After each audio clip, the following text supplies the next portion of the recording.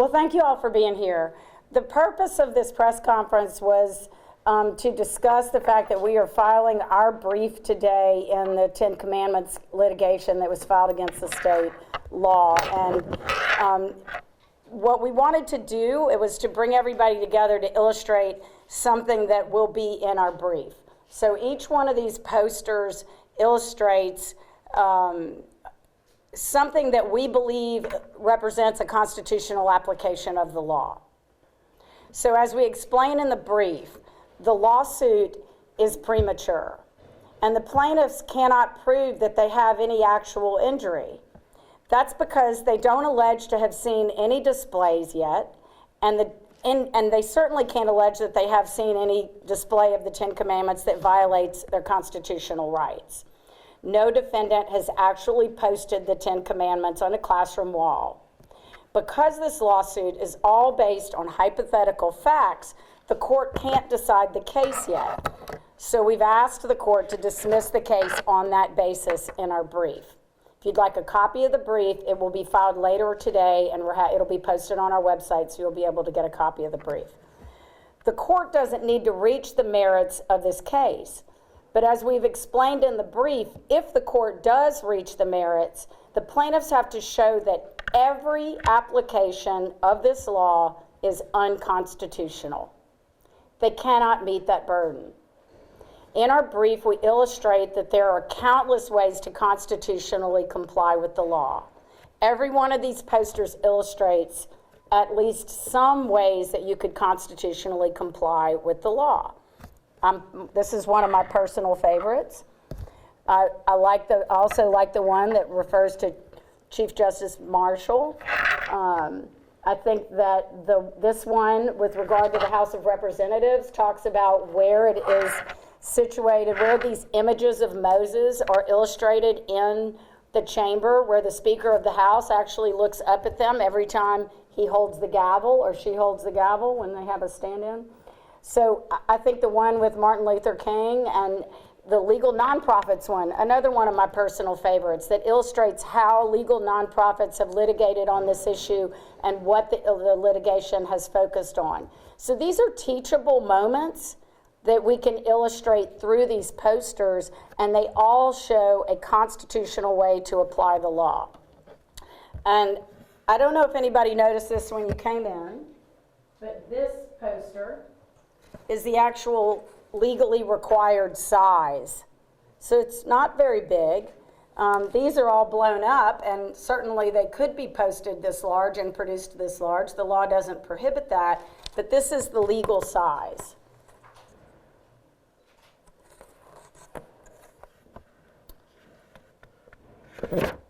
These posters will be donated if they are produced. If anybody decides that they want to produce these posters, they can be produced and donated to schools. So no public funds are required to be spent to produce these posters. Contrary to some of the media reports, the law has not been paused. It's not blocked in any way. The compliance date for the law is January of 2025, and that has not changed. So just to be clear, we believe that there are numerous ways that this law can be applied constitutionally and that create really, really powerful teaching moments for students in our schools. And I hope that you'll take some time to walk around and look at all the different posters. I'm going to turn it over to Governor Landry if he'd like to make some comments. Sure. First, I want to thank the Attorney General for inviting me here. It's great to be back in the Livingston building. You know, it's interesting because when I became the AG 8 years ago, and then now the governor, and she took over, we put a painting in this building of Moses, right here. It's been here for over 8 years now. The Attorney General has left it up there. It was an unbelievable painting called Justice for All. And I think if we go back and we think about a quote that John Adams said, where he said that our Constitution was made only for a moral and religious people, and it is wholly inadequate to the government of any other. And if we look at where we are in this country, if we look at the divisiveness that exists, if we look at the anger that some people exhibit in the way that others want to be governed, I think he speaks very frankly about it. You know, I did not know that the Ten Commandments was such a bad way for someone to live their life.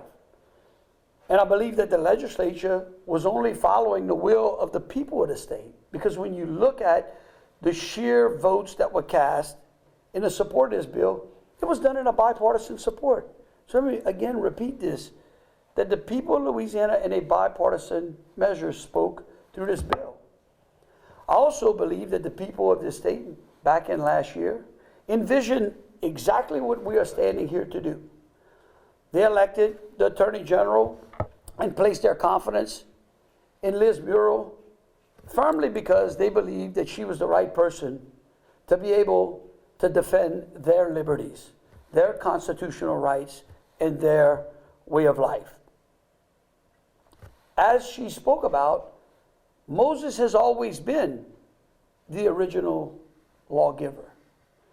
We see his face, the only full face that we see on the U.S. House of Representatives. The Ten Commandments displayed on the back of the Supreme Court building.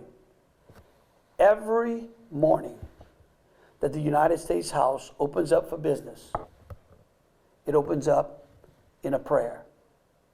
And yet we deny, our government in some fashion denies our citizens the right to appreciate the very things that those that they elect to the highest offices or are appointed to the highest offices can endorse. And so I just, again, I just wanted to come here to show my support.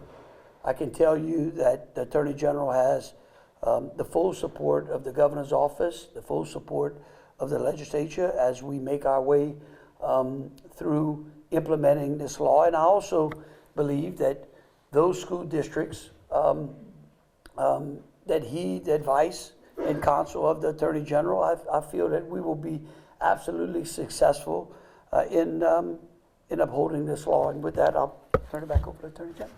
Thank you. Thank you all for being here. We'll take any questions if you have any questions. Mr. Merrill, how much money have we budgeted for this fight, and are your attorneys going to be handling it, or have you contracted that out to an outside law firm? Internally, we're handling it internally through my Solicitor General's staff. And you can see what fantastic work they do when you read their brief this afternoon when it's filed. So all handling it internally. I don't have any budget created specifically for outside counsel. Governor, you said that Americans are being denied what is practiced in the U.S. House, such as the prayer in the morning. Are you saying that there should be prayer allowed in public schools as well? Well, what I'm saying is there actually are prayers in public schools right now because kids have to, they don't leave their First Amendment at the door of schoolhouses when they get there. We published a book back when I was Attorney General on the religious rights of students. What I'm saying is that if we start from a moral perspective, okay, then maybe we'd have a little bit more peace in our society and in this country. I mean, we have seen when we place our faith in those moral commandments. Again, the Ten Commandments is not symbolic of any one particular religion. Many religions share and recognize the Ten Commandments as a whole. So really and truly, I don't see what the whole big fuss is about. May I ask either of you, for the children who may not believe in God and see this in their classroom, or parents who are upset that may be in their child's classroom, what should they do? Well, here's what I would say. I think we've forgotten in this country that democracy actually means majority rules. For some kind of way over the last 2 decades or so, for whatever reason, our government has flipped the script, or the people believe that we flipped the script. When you elect people, you elect them by a majority. That majority gets to rule. That does not mean that if you don't like something, you have a right to impose that which the majority likes. And so what I would say to those parents is that if those posters in school and they find them so vulgar, just tell the child not to look at it. Well, and I would just point out that the legislature passed a law. The law has been challenged in a court, and they've made certain allegations about that law. I'm here to show you that we can apply this law constitutionally. And so, you know, you're asking a question that's a bigger question, I think a larger question that goes beyond the boundaries of the litigation. And, you know, that's a legislative policy decision. And I think that the legislature, in passing this law, I perceived it as a statement that the legislature and a representation of the people that all of those legislators represent are frustrated. They are frustrated with the lack of discipline in our schools. They're frustrated with the inability of the whole system at this point to impose some rules of order. And so they went back to one of the original lawmakers who imposed order. And they said, maybe this will help, and it'll at least help start a conversation about order and why rules matter and what the rule of law means. I mean, that's the fundamental message that exists in our legal structures about Moses and what Moses stood for and the Ten Commandments stood for within our legal structure and our legal foundation. He is considered to be one of the original lawmakers and someone who contributed to the legal foundations of our country. That's a legitimate message for us to deliver in our schools, and it might also help deliver a message that does translate to other religious traditions, that we need order in order to be able to advance the educational mission. Ms. Merrill, we do in this country recognize freedom to practice a multitude of religions, though. What do you say, and how many posters might we allow into classrooms from people of other religions who might want their religious principles posted as well? I mean, I think that's a decision for the legislature.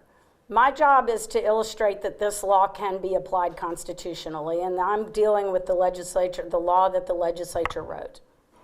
And exactly. I mean, and that, to my point again, I mean, the posters that would appear in schools would be the decision of the legislature, which is, again, the will of the people. And I think we forget that. We get caught up in that at some point in time and think that the legislature is out there acting really on their own. But I can promise you, and Ms. Murrow can attest to that, they don't do anything over there that they think is going to throw them out of their seats, right, or unelect them. I think that they're out there reflecting the will of the people of the state of Louisiana. Time for maybe two more? Good. So, well, thank you all. Yeah, one more? Are you aware of any schools implementing these posters yet? No, because they haven't actually been produced.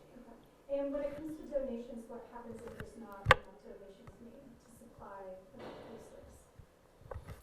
You know, I mean, I think the law provides for people to make donations, and they'll produce posters as they can. I mean, I'm not sure what the total number would be that need to be produced or how much that would cost. And Ms. Merrill, just to be clear, are you saying that all these posters are ways that you believe this law can pass constitutional muster by presenting them as teaching moments? Yes, I mean, and just to kind of go back to to something that I think is important to understand in the legal structure here. What the burden of proof is for the plaintiffs in this case is to show that there is not a single way to constitutionally apply this law.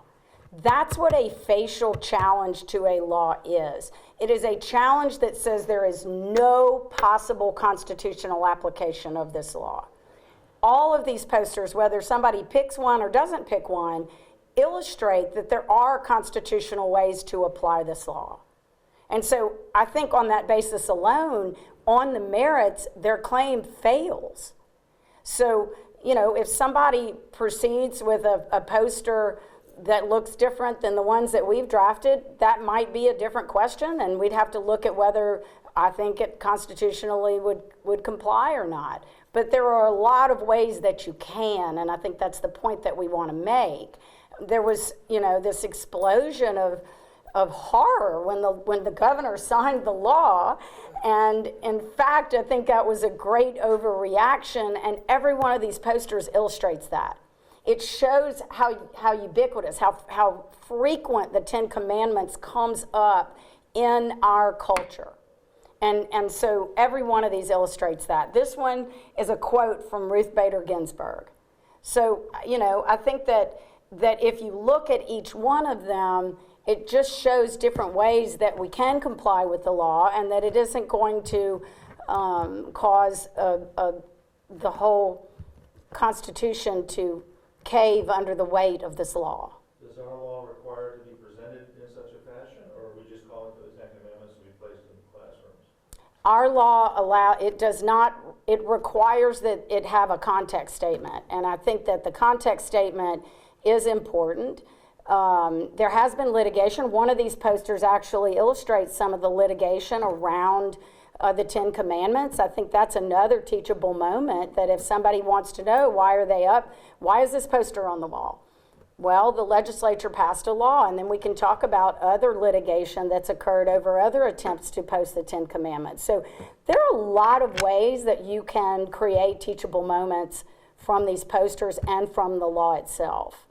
And I think that, that's a discussion that we should be having more of.